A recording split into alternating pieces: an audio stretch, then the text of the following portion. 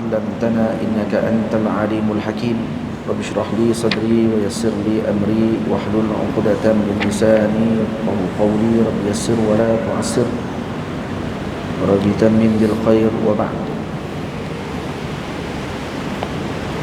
Alhamdulillah, kita panjatkan tinggi syukur kepada Allah Subhanahu wa taala. Sama-sama dapat kita meneruskan siri daurah di Masjid Al-Bukhari bagi dua kitab, iaitu Burindam As-Sirajul Wahaj fi Qissatil Mi'raj dengan nazam Idaman Hati pada membicarakan kunci-kunci rezeki. Kita dah masuk pada, kita sambung kepada kitab Nazam Idaman Hati pada membicarakan kunci-kunci rezeki. Kunci yang ke-6. Kunci yang keempat. Kunci yang keempat.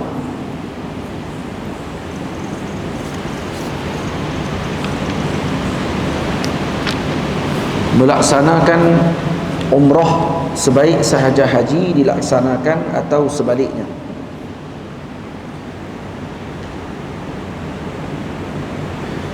Jika haji diikuti dengan umrah, diberi pembukaan juga maghfirah.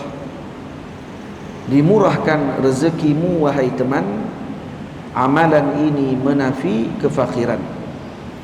Fadilat yang telah disebut junjungan, jangan diabaikan nanti kerugian. Haji dan umrah, maksudnya di sini melaksanakan haji dan diikuti setelahnya dengan umrah, ataupun melaksanakan umrah kemudian setelahnya diikuti dengan haji. Maka ni antara punca kepada rezeki diberkati oleh Allah Subhanahu wa taala, disebut oleh Nabi sallallahu alaihi wasallam dalam hadis yang diriwayatkan oleh Al-Imam At-Tirmidzi radhiyallahu taala anhu dan Al-Imam An-Nasa'i daripada riwayat Sayyidina Ibni Mas'ud radhiyallahu taala anhu أنه صلى الله عليه وسلم قال تابعوا بين الحج والعمرة فإنهما ينفيان الفقر والذنوب كما ينفي الكير خبث الحديد والذهب والفضة وليس للحجة المبرورة جزاء إلا الجنة. Kata Nabi sallallahu alaihi wasallam, tabi'u bainal hajji wal umrati, ikuti setelah di antara haji dengan umrah, maksudnya diikuti setelahnya melakukan salah satu. Kalau dah buat haji, terus buat umrah. Kalau buat umrah, terus laksanakan haji. Fa innahuma yanfiyanil faqra waz zunuba, karena kedua-duanya menafikan kefakiran dan dosa. Maksudnya akan menggugurkan dosa dan akan diberikan dengan kekayaan. Waktu saya sebut, jika haji diikuti dengan umrah, diberi pembukaan juga maghfirah. Pembukaan dengan makna yanfiyani al-faqr, maksudnya diberikan kekayaan. Waz-zunub juga maghfirah. Ini berdasarkan riwayat Al-Imam Tirmidzi dan Al-Imam An-Nasa'i. Dimurahkan rezekimu wahai teman, amalan ini menafi kefakiran. Apa yang dimaksudkan dengan mutaba'ah bainal haji wal umrah? yakni melaksanakan umrah sebaik sahaja haji dilaksanakan, atau melaksanakan haji sebaik sahaja umrah dilaksanakan. Maknanya kalau diambil dengan perkataan mutaba'ah, di dalam hadis disebut tabi'u bainal haji wal umrah. Jadi maksud mutaba'ah adalah watir atau watara wa wala, maksudnya diikuti terus tanpa ada selangan waktu sedikit pun. Ini mubasyaratan, maksudnya dilakukan dengan terus. Jadi tidak diselangi dengan sesuatu pun. Itu disebutkan oleh Imam Al-Munawi rahimahullahu taala, ai idza hajjajtum ai tabi'u bainal haji wal umrah. Maknanya apa dia? Ai idza hajjajtum fa'tamiru. Kalau setelah kamu menunaikan haji, maka terus laksanakan umrah. Gunakan fa. Nah, fa dengan makna ta'qib, terus. Wa idza i'tamartum fahajju. Dan kalau kamu telah melaksanakan umrah, maka laksanakan haji terus. Dan kemudian diletakkan oleh Nabi SAW pada martabat yang sama. Ini menunjukkan bahawa haji dengan umrah di sisi mazhab kita Syafi'i adalah wajib, dan dia adalah kewajiban sekali, maksudnya dalam seumur hidup. Umrah bukan sunat, umrah adalah wajib sekali seumur hidup. Tamam. Jadi orang yang melaksanakan begini maka diberikan keberkatan kepada rezeki, dan dia berdasarkan hadis yang kita bacakan tadi, tabi'u bainal haji wal umrah fa innahuma yanfiyani al-faqra wadh-dhunub. Dan kemudian di perkataan mutaba'ah daripada ayat Al-Quran, Allah Ta'ala sebut fasiyamu syahraini mutatabi'ain, maksudnya mesti berturut, diikuti terus, tak boleh diselangi dengan sesuatu. Jadi itu maksud melaksanakan umrah, sebaik sahaja haji dilaksanakan atau sebaliknya. Dan ibadah ini ibadah yang bersifat badaniyah dan maliyah. Ibadah haji ini menggabungkan kedua-dua sekali, ibadah badaniyah dan ibadah maliyah, ibadah yang bersifat dengan tubuh badan dan ibadah yang bersifat dengan keuangan. Maka digabungkan dengan kedua perkara ini akan diberikan keberkatan pada rezeki mereka. Kunci yang kelima, sentiasa beristighfar, memohon ampun kepada Allah Subhanahu wa taala. Lazimi istighfar, jangan diabaikan, khususnya di awal pagi diamalkan. Jadi lazimkan istighfar kepada Allah Subhanahu wa taala, memohon ampun khususnya pada awal pagi, yakni pada waktu sahur. Pada waktu sahur. Sebab itu disebut dalam Al-Quran wal mustaghfirina bil ashar. Khususnya di awal pagi diamalkan. Jika kau lazimi istighfar, hai teman, pasti dilepaskan dari kedukaan. Kalau kamu melazimi dengan istighfar kepada Allah Subhanahu wa taala, memohon ampun, maka pasti engkau akan dilepaskan daripada kedukaan, diluaskan rezekimu wahai akhi, kerana istighfar itu pintu ilahi. Jadi akan diberikan keluasan rezeki oleh Allah Subhanahu wa taala. Karena istighfar adalah pintunya Allah, babullah, yang sentiasa mengetuk pintunya pasti dibuka mendapat layanannya. Jadi orang yang istighfar, kerana istighfar dianggap seperti pintu. Jadi orang yang nak masuk ke hadratillah, maka perlu baginya untuk melazimi istighfar, kerana istighfar pada tempat at-takhliyah. Itu kata ulama, at-takhliyah qabla at-tahliyah, at-takhalli qabla at-tahalli, maksudnya disucikan terlebih dahulu sebelum diperhiaskan diri kita. Sebab tu kalau kita nak berselawat kepada Nabi Muhammad sallallahu alaihi wasallam, nak membaca tahlil la ilaha illallah, maka mula dengan istighfar dulu. Karena istighfar mengambil tempat at-takhliyah ataupun at-takhalli, iaitu membersihkan. Maka setelah dibersihkan hati diri kita, zahir dan batinnya, maka kemudian barulah kita memakai dengan perhiasan. Tak boleh pakai perhiasan dalam keadaan tubuh kita masih lagi penuh dengan selut, penuh dengan debu dan dosa. Maka dibuang terlebih dahulu dengan istighfar. Cuma istighfar yang sebaiknya bukan hanya daripada lidah, tapi sebaliknya daripada hati nurani, dan dengan maksud memohon keampunan sungguh-sungguh daripada Allah Subhanahu wa taala. Karena itu disebut oleh para ulama, taubatu al-munafiqin bi alsinatihim. Taubat orang-orang munafik ni adalah dengan lidah mereka, iaitu dengan mengucapkan astagfirullah. Ini taubat bagi orang yang munafik. Orang munafik taubatnya dengan lidah saja, astagfirullah, astagfirullah, dia ingat dia dah mohon ampun dengan Allah Subhanahu wa taala. Jadi dimaksudkan dengan sentiasa beristighfar ni dengan maksud istighfar yang sepatutnya. Dan istighfar ini akan diberikan kepada kita dengan kelebihan. Dan disebutkan di dalam Al-Quranul Karim, Allah Subhanahu wa taala menyebut faqultu astaghfiru rabbakum innahu kana ghaffara yursilis samaa 'alaikum midrara wa yumdidukum bi amwalin wa banina wa yaj'al lakum jannatin wa yaj'al lakum anhara. Imam Ibnu Katsir rahimahullahu taala mengatakan disunatkan membaca surah ini ketika mana salatul istisqa. Sunat kita baca surah ini ketika solat istisqa. Surah apa, Wildan? Surah Nuh. Nah, surah Nabi Allah Nuh alaihi salam. Jadi kenapa disunatkan baca surah Nuh ketika mana minta hujan, salatul istisqa? Li ajli hadhihi al-ayah, karena ayat ni, faqultu astaghfiru rabbakum innahu kana ghaffara, karena ayat ni.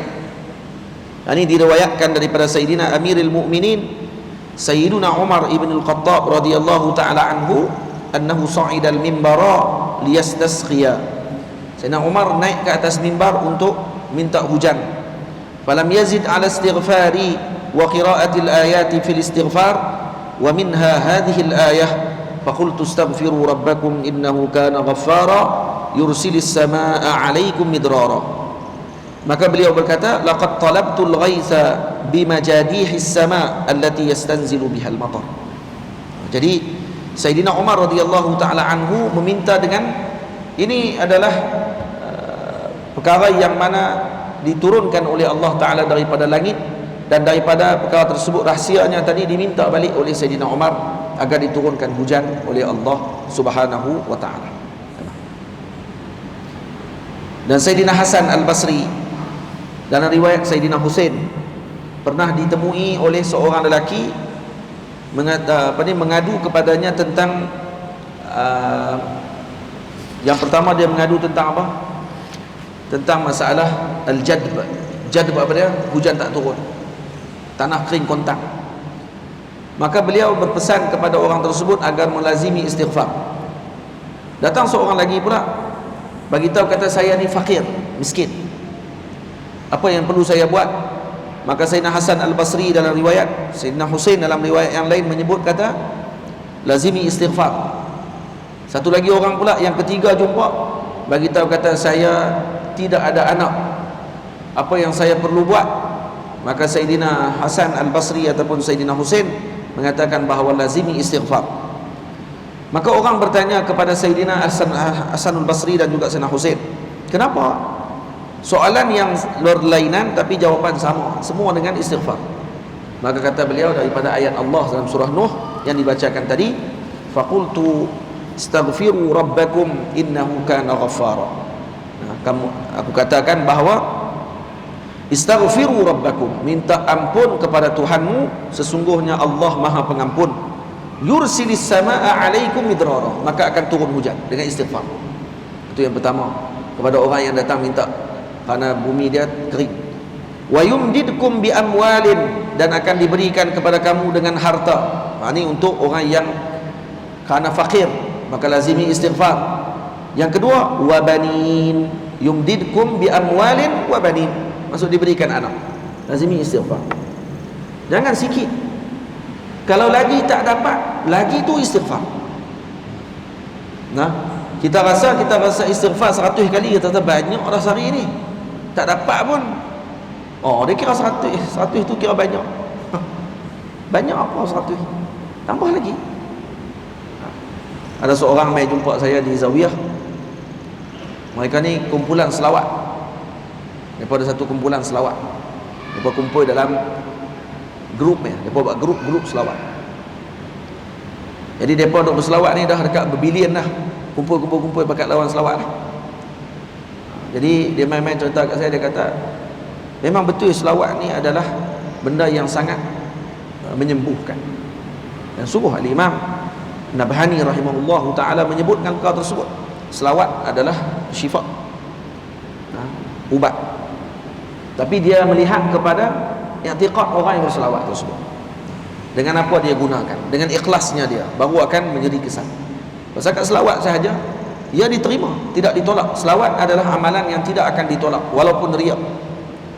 Tetapi tak sama dengan orang yang ikhlas, tak sama. Beza dia punya kedudukan dia. Dia kata ada seorang daripada ahli keluarga dia kena anxiety. Anxiety ni makan hak jenis kena makan ubat. Sakit dia jadi macam kata sakit jiwa, takkan sakit jiwa. Anxiety lah. Apa dia bahasa Melayu anxiety?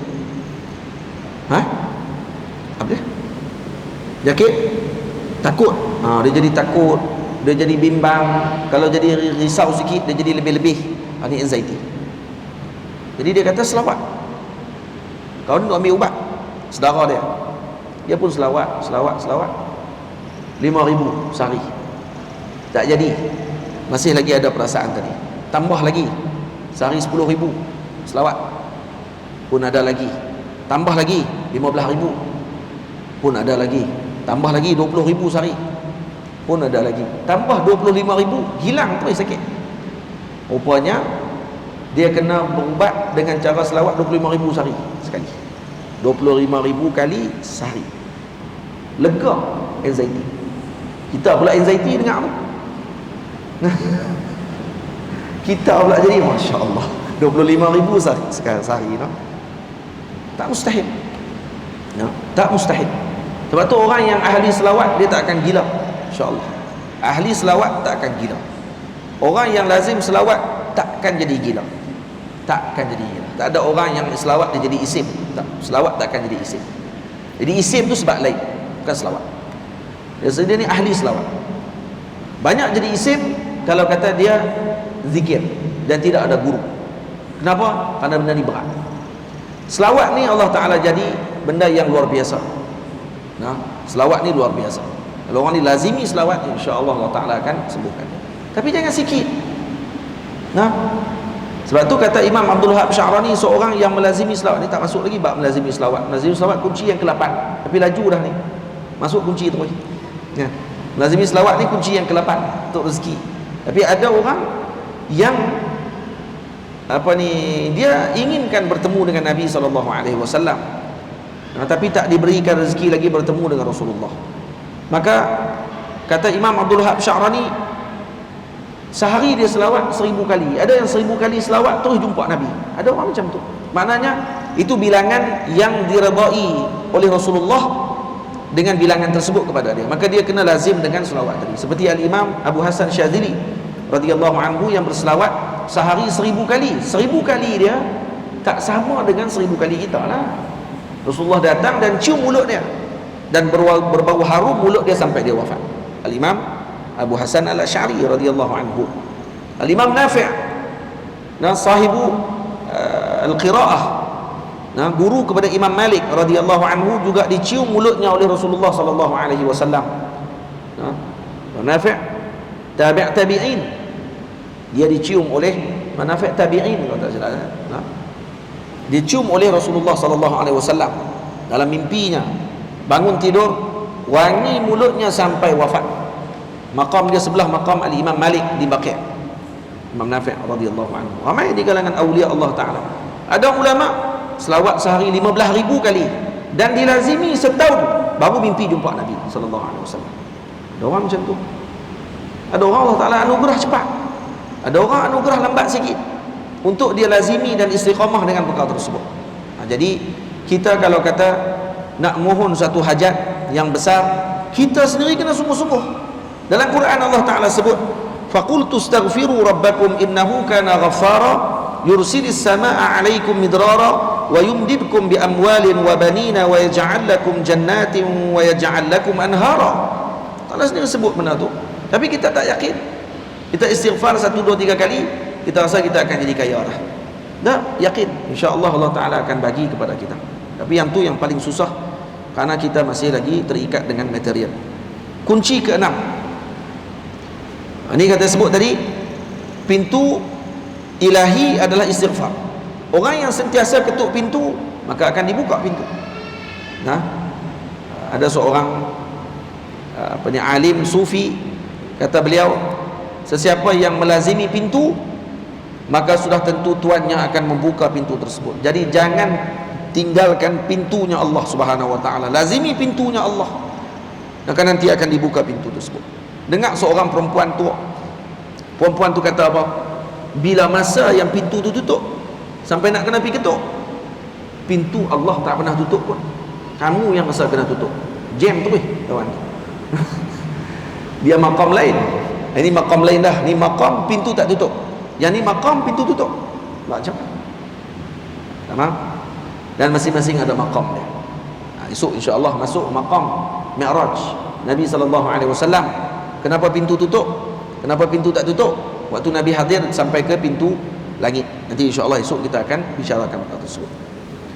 Kunci yang keenam, menyuruh ahli keluarga menunaikan solat. Ini salah satu daripada perkara yang menyebabkan rezeki kita menjadi barakah. Rezeki menjadi barakah. Hadirin semua, ada satu sebelum saya masuk yang tu. Kita semua kena ada wirid kita. Kena ada wirid yang kita ambil daripada para guru. Kurang-kurangnya setiap hari subuh kita ada wirid yang kita laksanakan. Paling kurang selepas solat tu jangan ditinggalkan. Lepas solat jangan tinggal wirid. Subuh dengan maghrib astaghfirullah 10 kali, la ilaha illallah wahdahu la syarikalah, lahul mulku wa lahul hamdu, yuhyi wa yumiit biyadihil khair wa huwa ala kulli syai'in qadir, 10 kali. Kemudian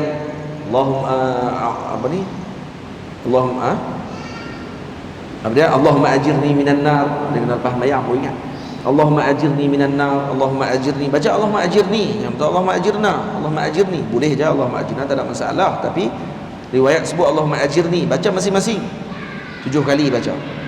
7 kali. Lepas 7 kali, bila nak masuk Allahumma antas salam, baru pusing badan kita. Untuk imam lah. Kalau makmum tak payah pusing lagi, bagi belakang untuk imam pula. Kali makmum pusing, untuk imam tengok siapa? Untuk imam pusing. Makmum bawa ubah kedudukan. Waktu tu lah makmum ada nak bangun, nak keluar, ada urusan dan sebagainya. Tunggu Ustaz sampai Allahumma ajirni minan nar. Minta dulu dengan Allah Ta'ala. Ni nak minta Allahumma ajirni minan nar pun tak.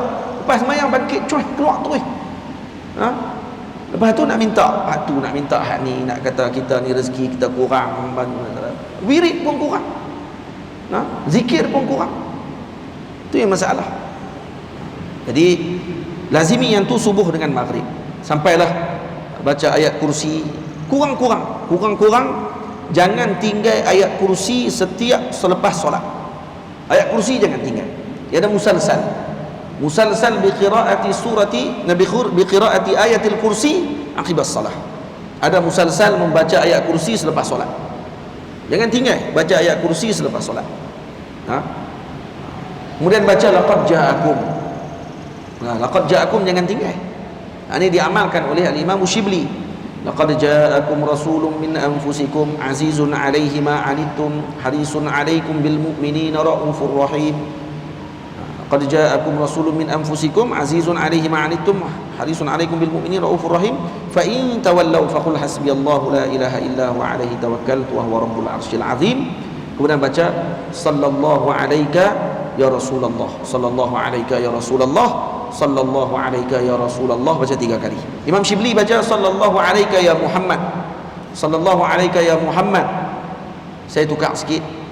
Saya tanya kepada Maulana Syekh Yusri, rasa tak apa nak, itu maqam Imam Shibli. Imam Shibli kata sallallahu alaika ya Muhammad, tak apalah tu dia. Kita ni rasa tak apa nak kena pula kat kita tu lah. Saya kata boleh tak saya tukar?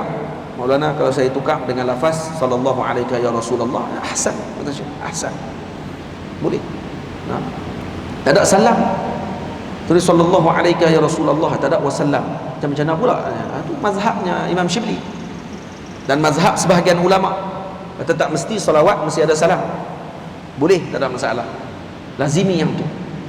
Al-Imam Kiai Abdullah Faqih rahimahullahu ta'ala, penerus kepada Pondok Langitan di Tuban. Beliau mengamalkan perkara ini selama 40 tahun dan bertemu dengan Nabi SAW. Al-Imam Shibli mengamalkan perkara tersebut hampir 30 tahun. Dan Nabi mencium dahinya, di antara 2 dahinya, memuliakan beliau kerana mengamalkan ayat tersebut. Mengamalkan ayat laqad ja'akum rasulun min anfusikum. Jangan berhenti beramal. Terus buat. Habis semayang, setiap lepas waktu semayang jangan tinggal. Ada seorang lelaki di kalangan pemerintah, dia bangun ketika nampak Imam Shibli lalu, dia bangun sambut Imam Shibli. Imam Shibli, orang-orang di Basrah kata dia orang gila. Bila dia lalu, pemerintah ni bangun. Saya terlupa namanya, Al-Mubarak kalau tak silap, namanya lebih kurang itulah, Ibnul Mubarak, tapi bukan Imam Abdullah bin Mubarak. Dia bangun terus dia pergi sambut turun daripada tempat duduk dia, sambut Imam Shibli, dipeluknya Imam Shibli, diciumnya Imam Shibli di antara dua dahi. Kemudian orang ramai tanya, wahai tuanku, kenapa tuanku buat macam tu dekat Shibli? Semua orang di sini kata dia orang gila. Kenapa kamu sambut dia macam tu? Kata dia, semalam saya bertemu dengan Rasulullah sallallahu alaihi wasallam. Dalam mimpi saya melihat Ash-Shibli datang dan Rasulullah bangun ketika tersebut menyambut beliau. Dan Nabi memeluknya dan Nabi mencium di antara dua dahinya. Dan saya bertanya kepada Nabi, apa amalan yang dilakukan oleh Shibli sehingga kamu menyambut begitu ya Rasulullah? Maka kata Sayyidina Rasul, dia tidak pernah meninggalkan membaca laqad ja'akum rasulun min anfusikum azizun 'alaihi ma 'anittum, dua ayat tadi, kemudian dibaca sallallahu alaika ya Muhammad, 3 kali dibaca. Itu dia tak pernah tinggal. Maka saya tanya kepada Shibli balik, kamu baca apa lepas sembahyang? Kata Shibli, saya membaca laqad ja'akum rasulun min anfusikum azizun 'alaihi ma 'anittum harisun 'alaikum bil mu'minina raufur rahim fa in tawallaw faqul hasbiyallahu la ilaha illa hu 'alaihi tawakkaltu wa huwa rabbul 'arsyil 'azim. 30 tahun ramai yang tu, 30 tahun. Dan Nabi memuliakan beliau. Lazimi yang tu insya-Allah. Baca waktu pagi, kalau boleh baca Hizib Imam Nawawi. Kalau ikut kami ambil dengan Syekh Yusri, waktu pagi. Waktu asar baca Hizib Bahar. Kalau ada masa yang lagi bagus, baca Musabba'an Asyarah. Macam Musabba'an Asyarah. Nah, ataupun dipanggil Musabba'an Al-Khadiriyah. Yang Musabba'an ini diambil daripada Nabi Allah Khadir alaihi salam. Nabi Khidir mengambil dengan Rasulullah sallallahu alaihi wasallam. Dan ini antara amalan dalam tariqah Syadziliyah. Kalau ada masa lagi bagus lagi, baca Wazifah Zarruqiyah yang dikarang oleh Al-Imam Zarruq rahimahullahu ta'ala. Dan kata Imam Zarruq, tidak beramal dengan amalan ini melainkan wali daripada wali-wali Allah Ta'ala. Apa yang tu? Tak banyak mana pun. Banyak lah. Tak banyak mana pun, banyak juga lah. Tapi kurang-kurangnya ada wirid kita amalkan, insya-Allah. Orang yang melazimi wirid, dia tak akan gundah gulana, dia tak akan jadi pening, dia tak akan jadi rasa susah dengan kehidupan yang ada sekarang ni dan seumpamanya. Rasa tenang macam biasa. Sebab tu ahli wirid, ahli zikir, ahli selawat adalah orang yang paling tenang dalam muka bumi Allah Ta'ala. Dan kalau kita tanya balik dekat orang-orang yang jadi macam-macam dan seumpamanya, kita tanya balik, kebiasaan bagi mereka adalah tidak melazimi selawat kepada Nabi SAW. Kalaupun dia selawat dia masih tak cukup lagi dengan bilangan yang sepatutnya. Dia kena tambahkan lagi, kena tambahkan lagi. InsyaAllah Allah Ta'ala akan bagi kesembuhan kepadanya berkat junjungan besar Nabi kita Muhammad sallallahu alaihi wasallam. Dalam Wazifah Zarruqiyah ada Sayyidul Istighfar. Kita baca setiap hari, akan baca subuh asar. Allahumma anta rabbi la ilaha illa anta khalaqtani wa ana 'abduk wa ana ala ahdika wa wa'dika mastata' abu'u laka bi ni'matika alayya wa abu'u bi dhanbi faghfir li fa innahu la yaghfiru dhunuba illa ant. Baca yang tu. Jadi bacakan selawat ataupun istighfar kabir ini dibaca setiap hari, maksudnya kalau kita baca Wazifah Zarruqiyah. Baik, kunci ke-6, menyuruh ahli keluarga menunaikan solat. Menyuruh sahaja. Amrul ahli bis salah. Apa dia maksud ahli keluarga? Yang dimaksudkan dengan ahli keluarga di sini apa dia? Maka saya sebutkan di bawah pada bait yang ke-30, arahlah anak istrimu wahai teman. Maksud ahli keluarga tersebut adalah anak dan isteri. Itu maksudnya. Suruh anak dan isteri kita tunaikan solat, mendirikan solat, jangan diabaikan. Suruh mereka solat. Dijamin padamu rezeki darinya. Ini amalan junjungan yang mulia. Jadi ini amalannya amalannya Nabi kita Muhammad sallallahu alaihi wa alihi wasallam. Itu dalam Quran Allah Taala sebut, wa'mur ahlaka bis salati wastabir 'alaiha la nas'aluka rizqa. Tengok Allah Taala kata apa? Arahkan keluargamu, ahlimu, isterimu, anak-anakmu menunaikan salat, wastabir 'alaiha. Allah Ta'ala kata wasbir 'alaiha, wastabir. Maksud kena sabar sungguh. Sebab ada tambahan pada sabar tu. Istabir, bukan sabar saja. Wastabir. Apa? Ini bagi fiqhul lughah. Wastabir 'alaiha la nas'aluka rizqa. Kami tidak meminta kepada kamu rezeki, nahnu narzuquk. Allah janji, Allah sebut nahnu narzuquka, kami yang merezekikan kamu. Maksudnya ni tidak ada syak lagi bahawa perkara tersebut akan dilakukan oleh Allah Ta'ala, kerana Allah tidak akan mukhalafah dengan janjinya. Yang penting buat apa? Wa'mur ahlaka bis salah, suruh ahli keluarga kita semayang.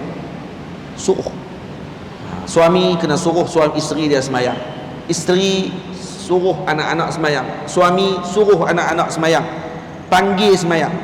Ya ayyuhalladzina amanu qu anfusakum wa ahlikum nara. Tamam? Lepas tu bila surah Allah sebut la nas'aluka rizqa wa nahnu narzuquk idza uqimatis salah. Kalau kamu dirikan salat, kami tidak minta rezeki kepada kamu, kami yang akan bagi rezeki kepada kamu, kata Allah. Apa makna? Iaitu dengan maksud, kata ulama, ataka rizqa, minta maaf, ataka rizqu min haitsu la tahtasib. Rezeki akan datang kepada kamu dengan cara yang tak disangka-sangka kalau kamu suruh anak solat saja. Kama qala ta'ala wa may yattaqillah yaj'al lahu makhraja wa yarzuqhu min haitsu la yahtasib. Lepas tu disebutkan sebahagian di kalangan para salihin dan juga Nabi kita Muhammad sallallahu alaihi wasallam sendiri dalam Tabrani, riwayat al-Imam Tabrani dalam Mu'jam Awsat daripada Sayyidina Abdullah bin Salam, Rasulullah sallallahu alaihi wasallam idza nazala bi ahlihi ad-dhiq, kalau berlaku kesempitan dalam keluarga Nabi, amarahum bis salah, maka Nabi mengarahkan ahli keluarga untuk sembahyang. Suruh sembahyang. Summa qara'a wa'mur ahlaka bis salati wastabir 'alaiha. La nas'aluka rizqa. La nas'aluka rizqa wa nahnu narzuquk. Maka dibaca oleh Nabi ayat tersebut, maka kita juga kena beramal dengan perkara tadi. Dan Nabi SAW kalau berlaku kepadanya qasasah, kesempitan dan seumpamanya, maka Nabi akan menyeru kepada ahli keluarganya, isteri Nabi SAW dan anak-anaknya, ya ahlah, kata Rasulullah, ya ahlah, wahai ahli keluargaku yang tercinta, sallu kata Nabi, sembahyanglah. Itu suruhan Nabi SAW. Dan disebutkan oleh Sayyidina Thabit Al-Bunani radhiyallahu ta'ala anhu, menantu Sayyidina Anas, wa kanatil anbiya'u idza nazala bihim amrun fazi'u ila salati. Para nabi, bukan Nabi Muhammad sahaja, para nabi alaihi wassalatu wassalam, ketika datang kepada mereka suatu perkara yang menyempitkan mereka, maka mereka akan mengarahkan keluarga mereka untuk menunaikan solat. Kita hak tu kena buat dulu, kena buat dulu yang tu, wahai ibu ayah semua, abang-abang, kakak-kakak. Terus yang lain, dijamin padamu rezeki darinya, ini amalan junjungan yang mulia. Kunci yang ketujuh, ni laju sikit dah, pernikahan. Yang ni lambat sikit kan? Kunci ketujuh, pernikahan. Menikah adalah salah satu daripada kunci rezeki. Perkahwinan dengan niat yang mulia, salah satu kunci rezeki darinya. Syaratnya dengan perkahwinan tadi dengan niat yang mulia, dengan niat yang baik. Kalau niatnya baik dengan perkahwinan tersebut, maka dia akan mendapatkan rezeki yang diberkati oleh Allah Subhanahu wa taala. Jadi sebab tu seseorang yang nak berkahwin perlu bagi mereka untuk menghadirkan niat-niat yang baik. Ada seorang alim ada mengarang kitabun niyat. Dalam kitab apa ni manzumah kepada ahkamun nikah, yang disyarahkan oleh Imamul Bajuri dan disyarahkan oleh Al-Imam Basaudan rahimahullahu taala, ada disebutkan pada permulaan kitab cetakan Darul Minhaj, ada satu di depan sekali dipanggil, dia diletakkan niat-niat ketika nak menikah. Dan Maulana Syekh Abdul Aziz Syahawi hafizahullah ta'ala, guru saya, waktu ketika saya hadiahkan kitab tersebut pada beliau, katanya ketika dia baca permulaan kitab tersebut, dia kata dia sangat tertarik dengan niat nikah yang telah ditulis oleh Habib, saya tak ingat Habib apa yang tulis niat tersebut. Kata dia, selepas tu setiap kali ada orang kampung yang nak menikah, yang minta untuk Syekh nikahkan, maka Syekh akan bacakan niat-niat tersebut terlebih dahulu untuk seorang tadi ulang balik. Maka dia kena niat dulu macam tu, saya niat nikah ni kerana sekian, sebut semua. niat-niat yang baik-baik tadi, maka diberkati oleh Allah Subhanahu wa taala. Itu tujuannya. Kalau kata menikah dengan tujuan itu, insya-Allah diberkati. Tapi kalau kata tujuan dia bukan nikah tadi kerana untuk nak menjaga dirinya, bukan dengan niat yang mulia, maka ketika tersebut dia tidak akan diberikan dengan rezeki yang diberkati oleh Allah Subhanahu wa taala. Tamam. Jika telah sampai pada waktunya, jangan ditangguh, itu sifat mulia. Ini jangan ditangguh. Kalau sampai waktu, saya sebut ni sampai waktu. Jangan lagi lepas habis kelas ni terus nak cari kuncinya. Ini anak-anak muda yang patutnya masih lagi masa mereka digunakan farah, waktu kosong, waktu lapang yang boleh digunakan untuk belajar, dan kita masih lagi boleh menjaga diri kita. Ahsannya untuk kita menumpukan pada pengajian itu lebih baik, kerana nanti ketika mana dah ada tanggungjawab, maka ketika tersebut dia akan jadi satu benda yang lebih berat setelah itu. Tanpa kita nafikan kunci rezeki, kita tak nafikan kunci rezeki itu. Cuma masalah dia, ilmu ini suatu yang sangat cemburu. Ilmu ni perkara yang sangat mencemburui seseorang tersebut. Lepas tu kata para ulama, ilmu ni cemburu. Kalau kamu bagi seluruhnya kehidupanmu, maka dia hanya akan bagi setengahnya sahaja. Idza a'tahu kullaka, kalau kamu berikan kepada kamu kullaka, seluruh kehidupanmu dengan ilmu, maka dia akan bagi kepada kamu nisfah, sebahagiannya sahaja. Bayangkan kalau kita bagi setengah saja, setengah lagi kat bini kita, maka apa yang kita akan dapat? Tak ada apa. Balas. Tak ada ilmu apa. Dan kata para ulama, seseorang ketika mana mula berkahwin, maka dia seperti menaiki bahtera di lautan yang ombaknya luas. Dapat anak, karam terus. Faham? Ini disebut oleh para masyayikh. Sebelum kahwin macam duduk tepi pantai, duduk tengok ni. Kahwin saja dia macam naik dah kapal. Kapal itu pula duduk berulang alik. Ombak jalan ciao. Dapat anak, karam terus. Tak boleh buat apa. Itulah kehidupan. Tamam. Illa man rahimah rabbuh. Jadi orang yang diberikan oleh Allah Taala dengan kerahmatannya, walaupun berkahwin tapi tetap sibuk dengan ilmu, ada. Tapi tak semua orang macam tu. Dia ada orang yang dia akan sibuk dengan rezeki, kerana waktu tersebut dia nak kena cari kewangan dia dan seumpamanya. Nampak kita menafikan bahawa mereka tidak akan disia-siakan oleh Allah Subhanahu Wa Taala kalau niatnya baik. Tapi kalau dah ada masa sekarang ni untuk kahwin, untuk mengaji dulu, jangan disibukkan dengan perkara lain. Tamam? Laki baik, perempuan pun baik, sama ajalah. Dan tak perlu tulis dalam Facebook. Tak perlu tulis. Saya menunggu makmumku. Tiba-tiba saya apa tu diku pula kat belakang. Nampak sangat tak erti. Saya menunggu makmum saya. Si makmum pula, di manakah imamku? Imamku main Masjid Bukhari ni. Jadi tu imam ada. Tu imam ganti pun ada.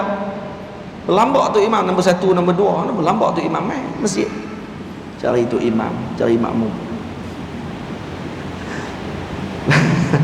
Macam-macam.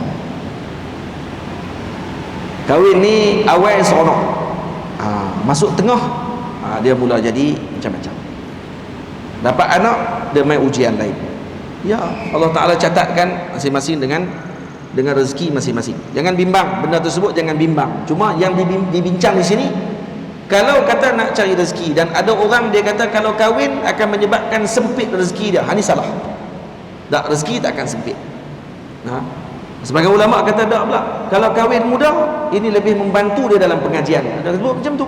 Maulana Syekh Ali Jumaah hafizahullah taala kahwin muda dan dimudahkan urusan dia dalam pengajian. Al-Imam Mutawalli Sya'rawi kahwin muda dan diberikan kemudahan dalam pengajian dia. Itu kalau niatnya bagus, bukan nak cari benda lain. Ada orang kahwin muda tapi lepas tu dia tengok perempuan lain juga. Perhati perempuan tu nak kawan dengan perempuan ni pula. Akhirnya niat tak betul, tak kena macam tu. Kahwin dengan niat untuk iffah, untuk jaga diri, untuk salurkan nafsu kita ke tempat yang sepatutnya. Itu sepatutnya. Kalau niat dengan yang lain, hanya sekadar untuk berseronok-seronok, maka benda tadi tak akan selesai dengan cepat. dan dia akan menjadi balak setelah itu. Jangan katakan tak mampu nafkahinya, itu tanda lemah imanmu saudara. Jangan kita kata dengan kita berkahwin menyebabkan kita tak mampu untuk menafkahi anak tersebut. Jangan.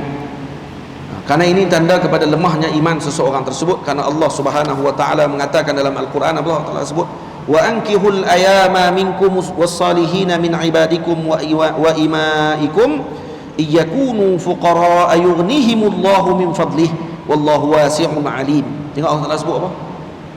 Wa ankihul ayama minkum was-salihin min ibadikum wa imaikum iyakunu fuqara yughnihimullah. Kalau mereka fakir, mereka dikayakan oleh Allah. Itu dikayakan oleh Allah Subhanahu wa taala. Karena kita waktu seorang kahwin dua dapat dua rezeki, dapat anak tiga rezeki. Sebab tu orang nak sebut ni rezeki anak ni. Kita dapat kerja, dapat kewangan yang diberkati oleh Allah taala. Tamam? Tapi niat kahwin mesti dengan baik. Mesti dengan niat yang mulia untuk menjaga diri kita dan juga untuk menyambung silaturahim, untuk menjadi seorang yang akan menunaikan tanggungjawab dengan baik. Jadi jangan kahwin dengan tidak ada tujuan. Nikah itu faedah banyak sekali, menjaga diri, banyakkan umat Nabi. Ini yang pertama. Nikah tujuan dia untuk apa? Menjaga diri. Yang kedua, banyakkan umat Nabi sallallahu alaihi wasallam. Banyakkan umat Nabi, kasratun nasal. Sebahagian masyayikh di Mesir, para guru kami, guru saya kalau kata saya dapat anak aja, saya kata cukup, yang ni cukup lah. Jangan tambah lah. Dapat seorang lagi. Cukup. Ni 2-3 kali lah. Syekh Jamal masa dapat anak saya yang ketiga, dia kata ada cukup 3 bas. Ada lah. Karena apa? Karena syughlul katsir. Kerja ada banyak. Nak kena fikir banyak kerja. Ni dapat anak lagi, banyak lagi kerja anak kena fikir. Dengan umat lagi, dengan anak-anak lagi, dengan semua. Macam itulah. Jadi apa makna kasratun nasal yang dibanggakan oleh Nabi SAW? Kata para masyayikh, Maulana Syekh Yusri hafizahullah menyebutkan, dimaksudkan dengan banyak di situ adalah pada kualitinya, bukan pada kuantiti sahaja semata-mata. Sebab anak kalau banyak tapi tidak berkualiti, maka ini tidaklah dipuji di dalam syara. Baiklah yang berkualiti. Tamam? Beranak selang setahun 2 kali beranak. Awal tahun, akhir tahun seorang. Jenuh bini dah. Bini seorang, anak 14. Contoh, orang dulu-dulu mungkin boleh jadi dia akan bimbing anak-anak dia, hantar pergi ke kiai, hantar pergi ke tuan guru, hantar pergi ke pondok dan seumpamanya untuk mengaji. Zaman lah kalau macam tu, dah kali dia tak kenal anak dia setengah. Ni siapa dia ni? Mai jumpa dia pergi sana, ni anak siapa ni? Rupanya anak dia yang ke-14. Terlupa. Sampai terlupa anak mana satu. Itu yang paling utama adalah kualiti, bukan kuantiti semata-mata. Jadi kadang orang memahami hadis tersebut dengan makna kuantiti, maka dia membanyakkan nasal, akhirnya dia tidak sempat untuk memberikan perhatian kepada anaknya yang salah satu daripada anak tersebut diabaikan. Auzubillah, kalau tidak diabaikan, ya silakan, tidak ada masalah. Maksudnya kalau digabungkan kedua-dua, kualiti banyak, kuantiti pun sama naik. Khair, alhamdulillah. Saya maksudkan di sini kalau yang kelompok yang hanya membanyakkan kuantiti tetapi tidak melihat pada kualitinya, maka ini yang disebut oleh Maulana Syekh Yusri dan para masyayikh yang lain, mengatakan bahawa ianya tidaklah dipuji. Sebaliknya itu akan menjadi liability dan juga keburukan kepada umat Nabi Muhammad sallallahu alaihi wasallam. Anak sebelah orang, 10 mak rempit. Seorang saja dadah. 10 mak rempit, seorang saja dadah. Jadi dah tu. Hak tu pun dah padan lah. Berapa nak 10 orang macam tu, sebelah orang macam tu. Kalau 10 orang, sebelah orang, 10 orang semua main Manchester United, seorang jadi main Liverpool, contoh. Kaya lah pak dia. Angguk apa bilang?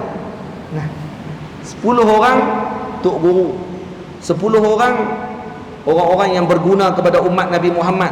Kalau tak jadi tok guru pun jadi orang yang berguna kepada umat, jadi anak yang soleh solehah, insya-Allah khair. Tak apa yang tu. Tamam. Jadi tak perlu saya syarah panjang ni lah.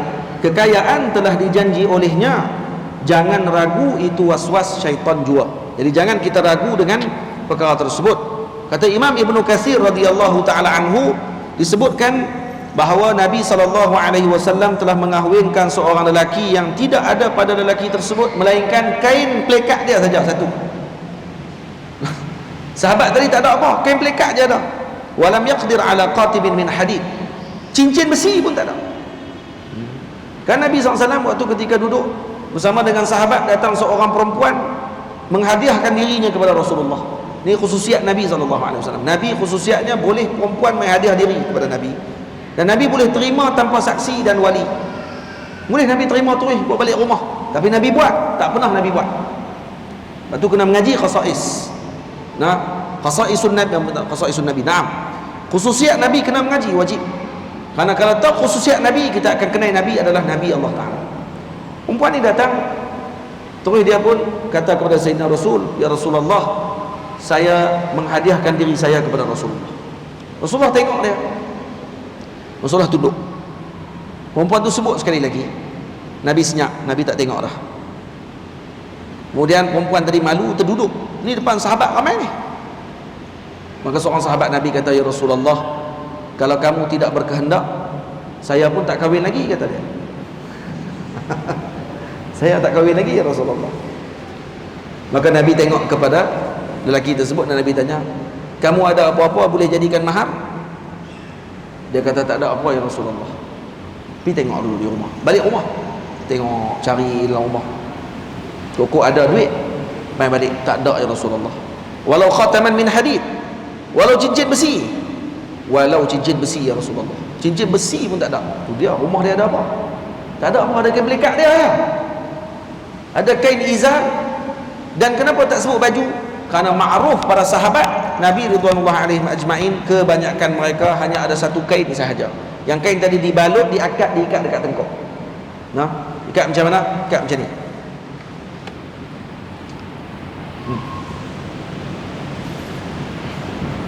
Ikat macam ni.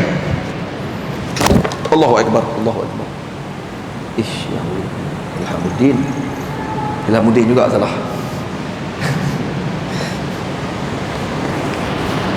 Ayat tak jauh sikit. Balut macam ni. Sini. Sini. Oh, ni kain terbalik ni. Terbalik. Ni kain terbalik pun tak ada masalah apa pun. Kat sini.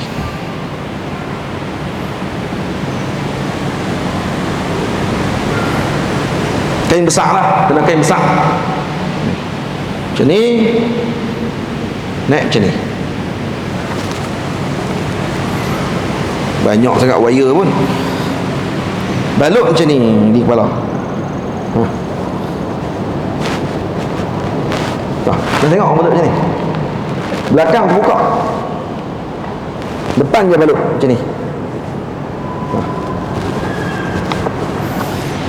Satu kain saja.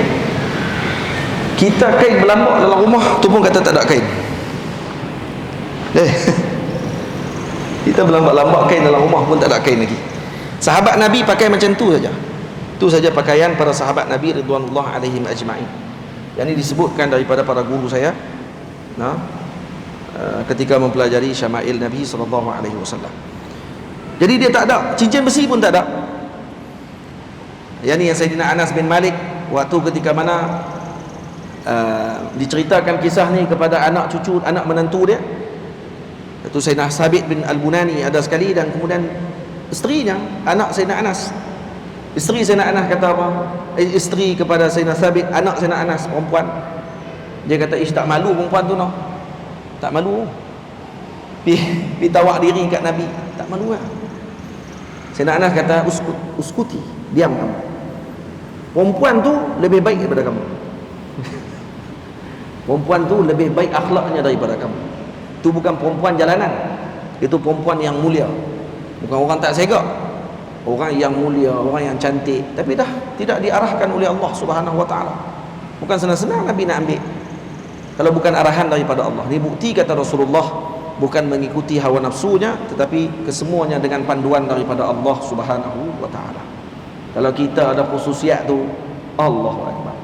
Khususiat Nabi Nabi kalau berkenan dengan isteri orang, Nabi boleh bagi tahu kepada isteri tersebut, saya nak dengan isteri kamu, kena ceraikan.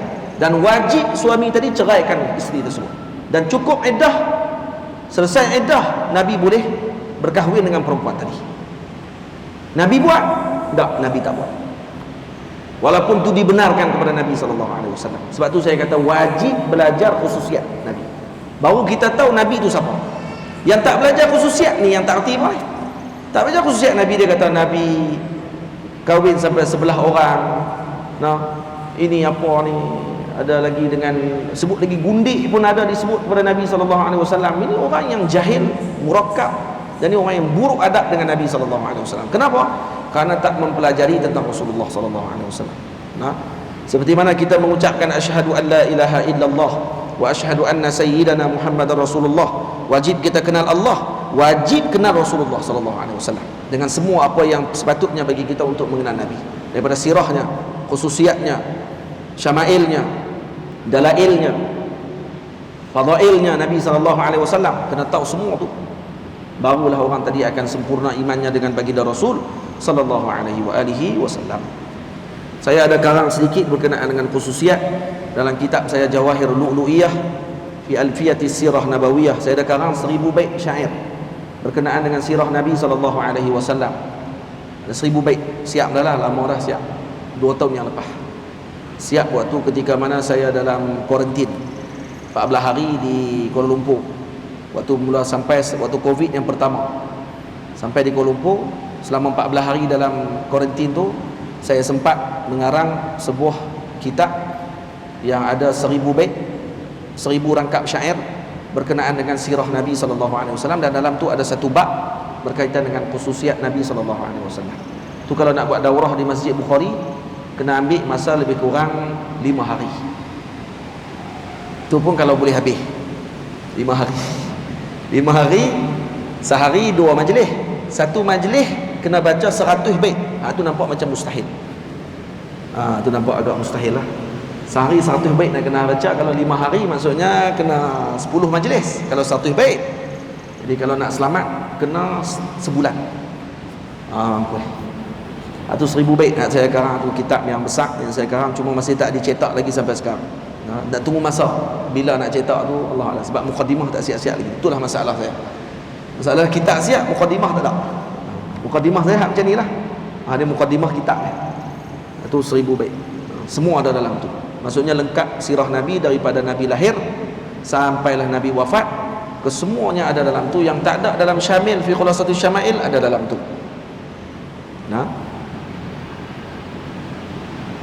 Dan saya cetakkan tu nanti akan, kalau dicetak saya nak minta nak dihadiahkan kepada raja-raja pun nak kena hadiah juga. Raja-raja pun boleh baca kot Jawi no.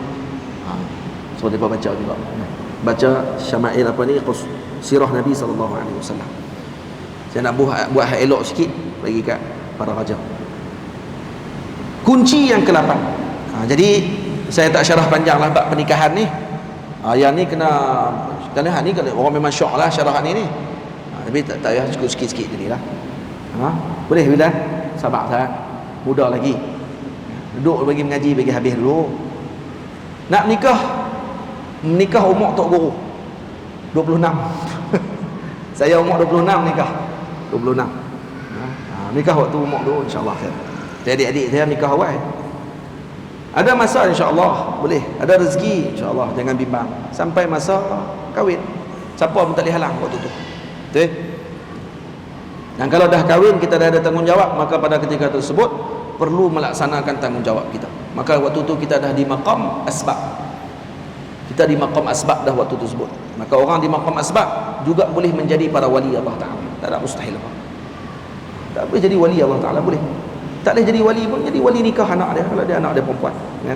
Pun alhamdulillah dah. Kita ni semua wali. Wali ada 2, wali am, wali khas. Kita ni wali am. Lepas tu bila Nabi sebut dalam hadis, man adali waliyan faqad adzantuhu bil harb. Kata ulama, wali dalam hadis tadi 2. Wali am, wali khas. Wali am muslimin kulluh. Siapa yang menentang muslimin, maka diizinkan perang dengan mereka. Maka termasuk wali am. Kalau wali am pun boleh untuk kita mempertahankan mereka hantar segala berperang dengan kelompok yang berperang dengan muslimin, apatah lagi kalau wali khas, para wali Allah Ta'ala dicerca, para wali Allah Ta'ala dihina, para wali Allah Ta'ala dipermainkan, maka lebih utama lagi untuk mengisytiharkan perang dengan kelompok tersebut.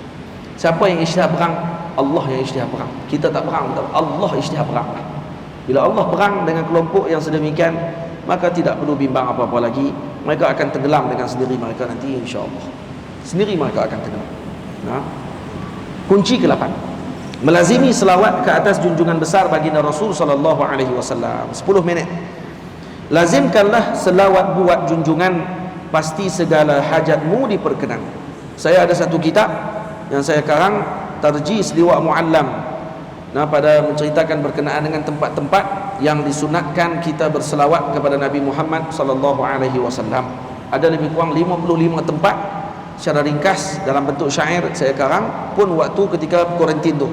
Waktu kuarantin 14 hari tu, saya dan siap 2 kitab. Nama Alfiyah Sirah, Jawahir Lu'lu'iyah, yang kedua kitab Tarjis Liwa' Mu'allam, iaitu bait syair yang mana saya ambil daripada kitab Al-Liwa' Al-Mu'allam yang dikarang oleh Al-Imam Qutubuddin rahimahullahu ta'ala. Dalam kitab tersebut dicarahkan tempat-tempat yang kita sunat selawat. Ada 55 tempat. Maksudnya kalau lalu tempat tu sunat selawat. Bila tempat tu saya cadang tu, mudah-mudahan macam syok juga kita tu kalau kata dia daurah waktu ni, dan insya-Allah daurah tahun depan. Insya-Allah di Masjid Bukhari, kalau dijemput lagi lah ke sini untuk kali ke-8 kita akan daurahkan kitab tersebut, insya-Allah. Ringkas lah. Kalau Alfiyah Sirah tu ke sembang Ustaz Mahyudin, gayak juga tu. Dengan 1000 bait tu nak berhabis 5 hari, takut tak habis. Itu mungkin kena buat 2 siri. 2 siri tu pun tak tentu habis ini. Mungkin 4 siri pun tak tentu habis. Banyak sirah ni, banyak. Sirah ni kalau cerita dia tak selesai. Dia cerita dia sama je cerita lagi. Cerita tak payah cerita habis. Cerita cakap tak selesai ya. Lepas tu nanti cerita lagi. Boleh lah, tapi kita bukan jenis tu. Kita ni jenis cerita semua. Jadi melazimi selawat, ini salah satu daripada kunci mendapatkan rezeki. Lazimkanlah selawat buat junjungan. Tadi saya baca tak habis tadi, cerita tadi. Cerita seorang sahabat yang berkahwin, yang dikahwinkan oleh Nabi dengan walaupun tak ada apa-apa. Kata Imam Ibn Katsir apa dia? Wa ma'a hadza fazawwajahu bitilkal mar'ah. Walaupun tak ada apa, ada kain pelikat je. Bahasa kita kain pelikat lah, izar ni, izar kain bahagian bawah ni, pun dikahwinkan oleh Nabi. Nabi tak kata irja dululah. Ya. Tapi kita apa dia? Kita macam mana kalau anak kita nak kahwin? Kerja apa? Kerja apa ni? Kita sayau kan? Sayau juga kita pun nak bagi anak kita lagi takkan makan pasiak kot. Insya-Allah orang kahwin takkan makan pasiak. Setakat dia hidup tak ada lagi orang makan pasiak. Cuma keyakinan kita tadi dengan Allah Ta'ala. Dan ya, kita sebenarnya nak bagi tanggungjawab kepada orang tadi, janganlah main-main. Ya, kamu nak kahwin, kamu kena fikirlah. Itu sepatutnya. Tapi cuba tengok, ya, martabatnya berbeza. Ini sahabat Nabi radhiyallahu alaihim ajma'in. Tak salah saya katakan mak ayah yang bertanya dengan perkara tersebut, tidak salah. Saya tak kata salah, tak salah.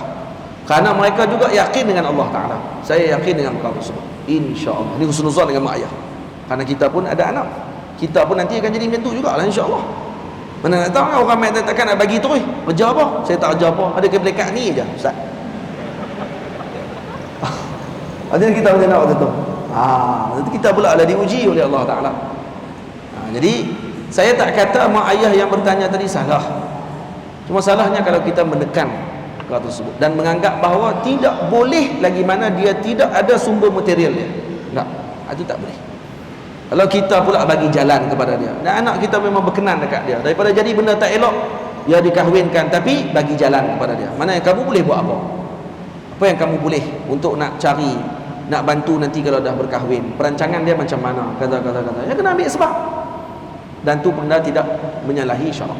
Dan itu juga adalah hak bagi ayah untuk bertanya sebelum dia serah anak dia kepada orang. Kerana bila dia dah serah, maka tanggungjawabnya telah selesai pada waktu tersebut. Jadi anak dia nanti akan jadi dengan si suami tadi. Atau ada seorang suami yang dia bermasalah dengan ayah mentua dia. berzaman Nabi, sahabat Nabi. Ayah mentua duduk bawah, ni tingkat bawah, anak duduk tingkat atas. Dalam kisah ni disebut dalam kitab hadis. Suaminya pesan, jangan lawat ayah kamu kerana ada krisis berlaku. Ya, sahabat juga manusia.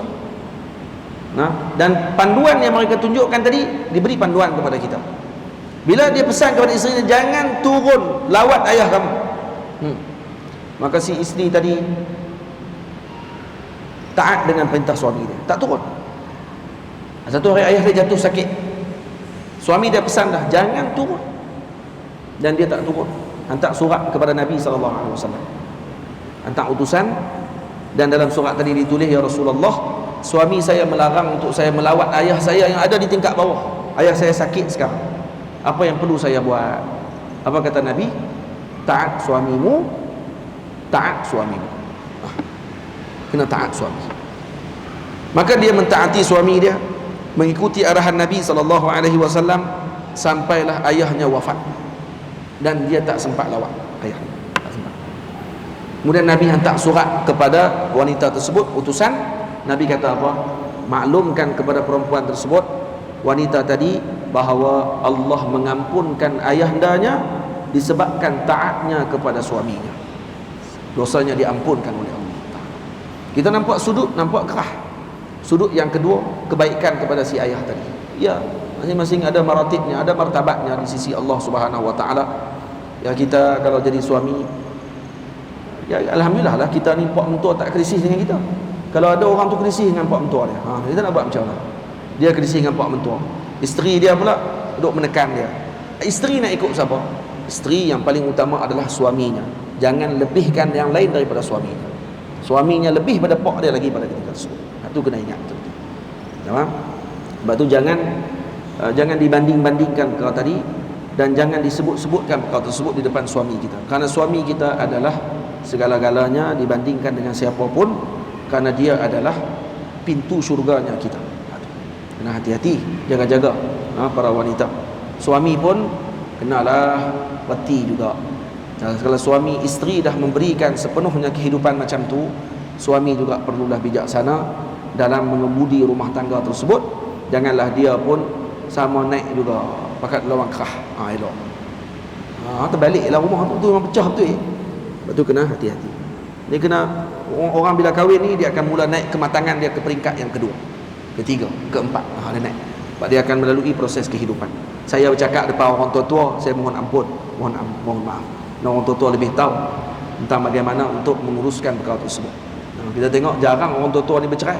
Yang bercerai ni orang muda. Orang tua-tua dulu berkahwin sampai berpuluh tahun, relax, keluar pergi Tesco dua-dua orang lepas, tak ada masalah apa.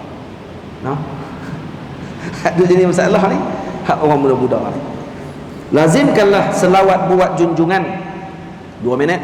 Pasti segala hajatmu diperkenan, dihilangkan kesedihan, kedukaan, diampunkan dosa yang engkau lakukan.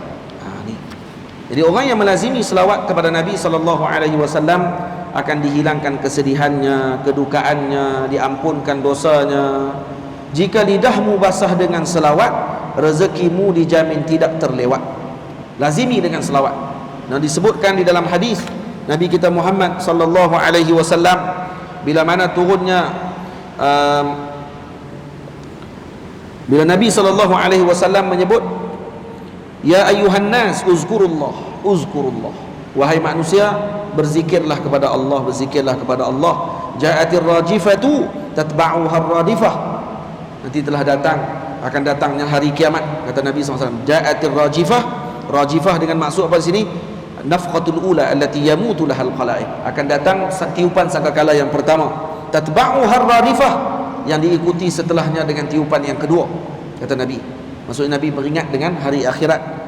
Ja'al maut bima fihi, telah datang kematian dengan apa yang ada padanya. Ja'al maut bima fihi.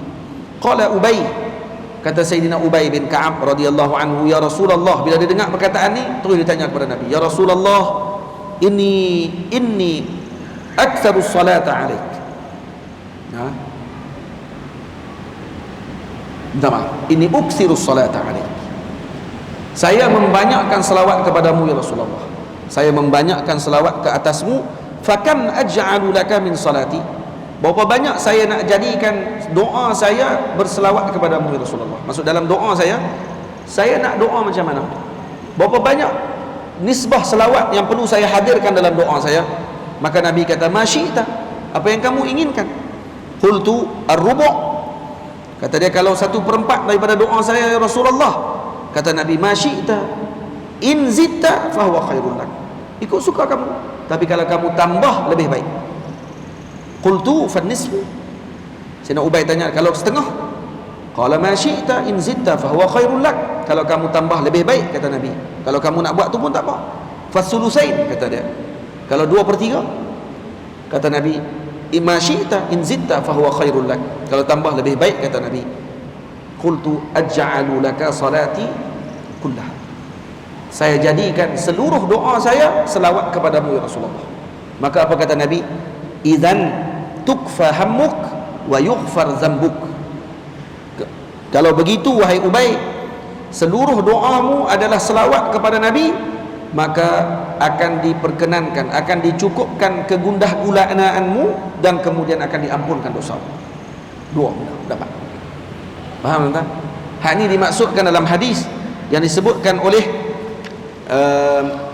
Allah Subhanahu wa taala, oleh Nabi kita Muhammad sallallahu alaihi wasallam, man syaghalahu dzikri, ini dalam riwayat daripada apa ni, hadis kursi, man syaghalahu dzikri an mas'alati a'taituhu afdala ma u'tiya as-sa'ilin. Sesiapa yang menyibukkan dirinya dengan berzikir, siapa yang menyibukkan dirinya dengan zikir tanpa meminta, tak minta doa, ya Allah bagilah saya ini, bagilah saya ini, bagilah saya ini, ya Allah bagilah saya duit berapa ribu ni, saya perlu dalam bulan ni. Tak itu, dia zikir. Man syaghalahu dzikri an mas'alati a'taituhu afdala ma u'tiya as-sa'ilin, maka aku akan berikan kepadanya lebih daripada apa yang diminta oleh, dan aku berikan kepada orang yang meminta. Kalau orang tu minta, aku bagi apa yang dia minta. Tapi dia ni tak minta, dia sibuk menyebut aku, kata Allah. Dan ini termasuk dengan menyebut Allah Subhanahu wa taala. Karena selawat kepada Nabi hakikatnya adalah zikrullah. Karena kita akan sebut apa mula-mula? Allahumma salli ala Sayyidina Muhammad. Allahumma. Tak ada seorang berselawat dia sebut usalli ala Nabi sallallahu alaihi wasallam. Ada sebut usalli? Aku berselawat kepada Nabi, aku berselawat kepada Nabi, gitu? Tak. Allahumma salli ala Sayyidina Muhammad. Kita sandarkan selawat kepada Allah. Ya Allah, selawat dan salam ke atas junjungan besar Nabi kita Muhammad. Siapa yang selawat? Allah. Dia. Sebab tu selawat ni agung, luar biasa. Nah, bukan kita yang selawat sebenarnya.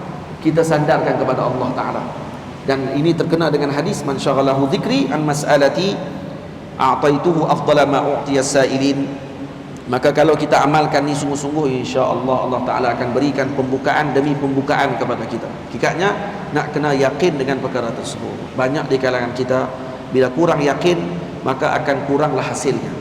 Maka kena yakin, insya-Allah akan mendapatkan hasil tersebut. Wa sallallahu ala sayyidina Muhammad. Kita akan sambung pada pagi esok pada kunci yang ke-9, meletakkan pergantungan kepada Allah Subhanahu wa taala, dan seterusnya sampailah selesai insya-Allah taala pada malam esok. Walhamdulillahirabbil alamin. Sebenarnya banyak lagi kunci rezeki. Dalam ni saya hanya masukkan beberapa belas sahaja. Insya-Allah ada rezeki peluang.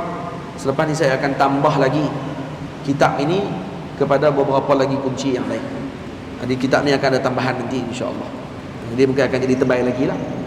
Jadi yang ni sekat yang ada waktu sekarang ni, dan kemudian nanti akan ditambah lagi insya-Allah kalau diizinkan oleh Allah Subhanahu wa taala. Insya-Allah kita sambung pada pagi esok waktu yang biasa. Saya ucap terima kasih banyak kepada semua para hadirin, ibu ayah semua, dan juga pihak Masjid Al-Bukhari. Semoga Allah Taala muliakan semua pihak yang terlibat dalam majlis ini. Wassallallahu ala sayyidina Muhammad wa ala alihi wa sahbihi ajma'in. Walhamdulillahirabbil alamin. Assalamualaikum warahmatullahi wabarakatuh.